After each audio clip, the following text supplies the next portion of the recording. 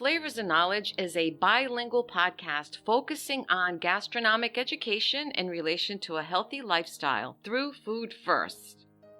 Our philosophy carries a moral obligation of sharing sensible knowledge to generate social awareness. Podcasts are in English with an accent and Italian.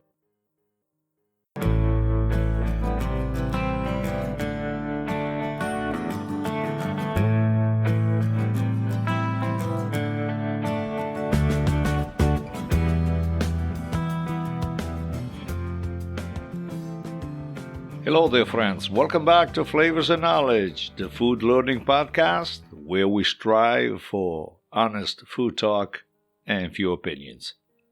I'm Chef Walter. Pesach 2022 is here. Passover, that is. And this episode focuses on a style of cooking that has pleasantly influenced Italy's cuisine for centuries. When related to Italian Jewish cuisine, the foods of Italy embarks on a two-way journey. There are dishes that non-Jewish Italian taste without knowing anything about the Jewish origins of the recipes. And throughout history, Jewish people have ingeniously turned Italian dishes into kosher. They do that by the division method, following the Torah's strict laws, and the division of dairy derivatives from meat in general, especially pork, rabbit, horse, camel, and others. Jewish cooking is much more intricate than simply few rules. The dishes of the ghetto of Rome, which still is the oldest in Europe, are the most recognizable as Jewish cuisines by all Italians. One predominant example is the famous artichokes called carciofi alla Giudia, or perhaps the anchovy dishes. They are known as aliciotti, served with endive, and also a typical pizza berride, which is prepared during the Brit Milah, a sacred ritual in Judaism. There are many other foods correlated to all the several Jewish ghetto within the peninsula. Many dishes come from different regions, such as the Venetian sardines in Saor, or the Sicilian eggplant caponata. If you go to Tuscany, specifically in the port city of Livorno, the mullet mosaic style, or the everlasting caciucco made with kosher safe fish, are indeed still very popular. As far as breads and sweets, the evident sign in recognizing the Jewish origin of some specialties is the absence of yeast in several of the desserts and the sweets. From my childhood in Italy, for instance, one that returns to mind is the famous pan di Spagna, translated into bread of Spain, a delicate and a spongy cake with a debatable, controversial history. Some claim that it was brought to Italy by Ambassador Domenico Pallavicini, who represented the Genoa Republic in the 18th century in Spain's courts. And supposedly Domenico brought his Spanish chefs to Italy, who prepared the coveted recipe, widely appreciated by several other European courts for its unusual texture and fragrance. Others object to the notion that Spain gave its name from the Sephardic Jews expelled by the Catholic monarchs in 1492. Eggs, almond flour, or potato starch rigorously excluded the yeast, following the Jewish tradition during the Passover.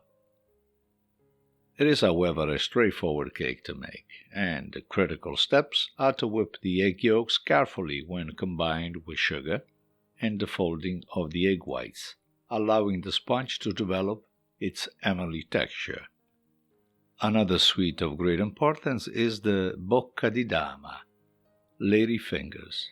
These cookies are made with the Jewish influence and with the orange blossom and fruits reminiscing of Sicilian origins.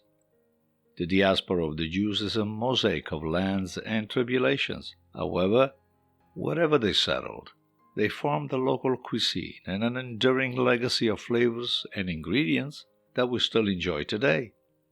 Sicily in particular remains the region that offers the most significant examples of Jewish cooking, blended with the Italian regional practices and the wealth of raw materials. Its vitality and imaginative resources have endured the times and continuous journey into the palates of everyone. Italian Jewish cooking is the bittersweet flavor of life, vinegar, honey, and dried fruit found in savory sweets, appetizers, and snacks.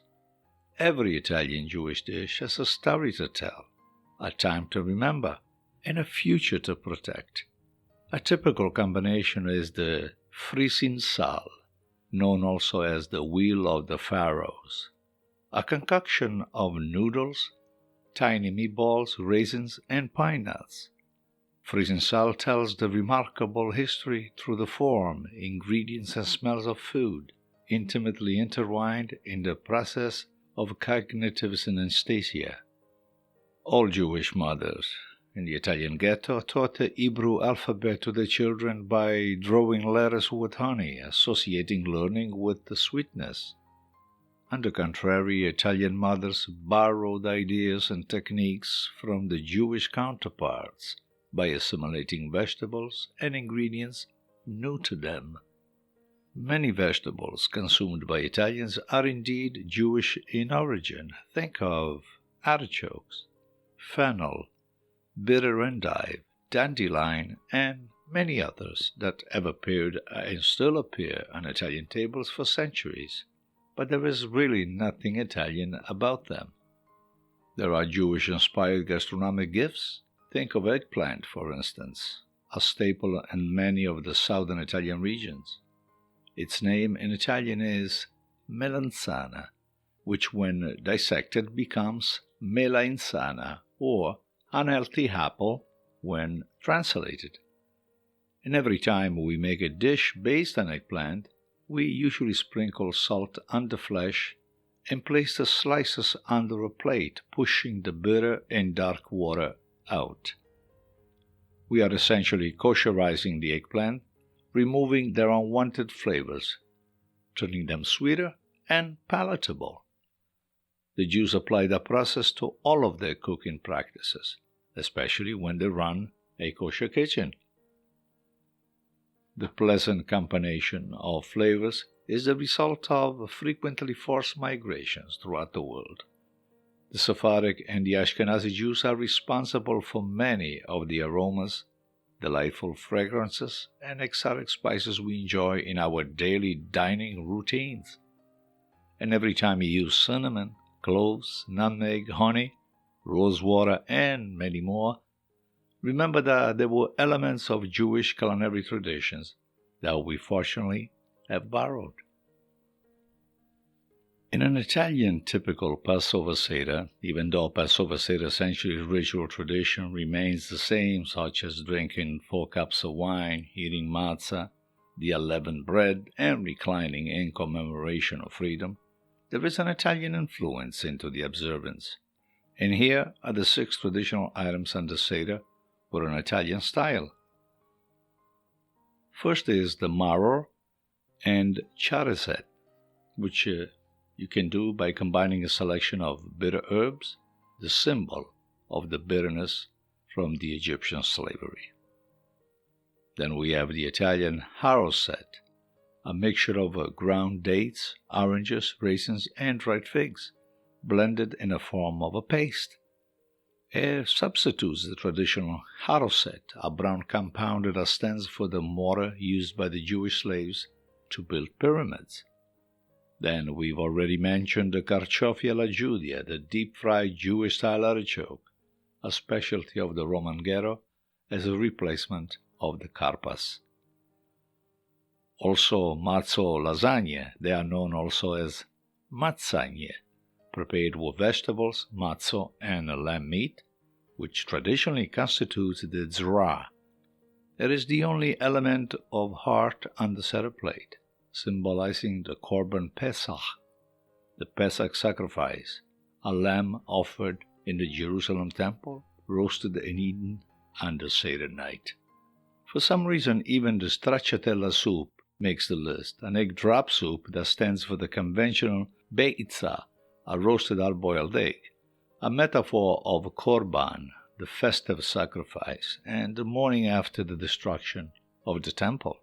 You may add also a Sephardic salad, in which you can use romaine, dill, and green onion with a red wine vinaigrette. These are some of the things that you will find in a typical Italian Passover setup plates.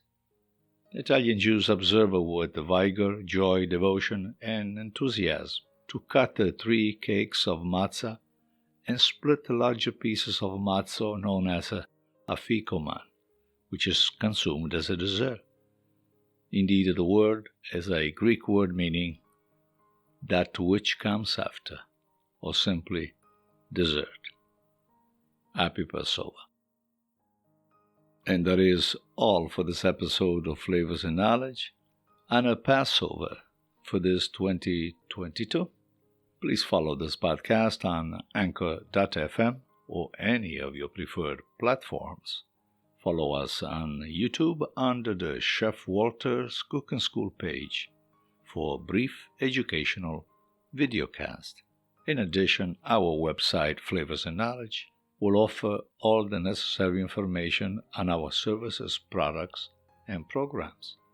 And if you are in for a new vacation, you may want to consider our food tour, which occurs about 4 times a year into Italian regions. www.flavorsandknowledgestores.com.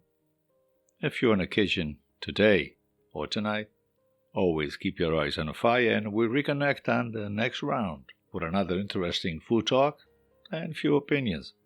As always, invest in your health through food first. Ciao, ciao.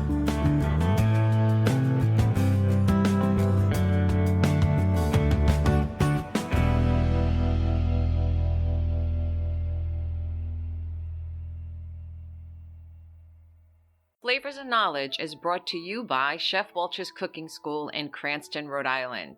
For classes, workshops, events, and programs, please visit our website at chefwalterscookingschool.com.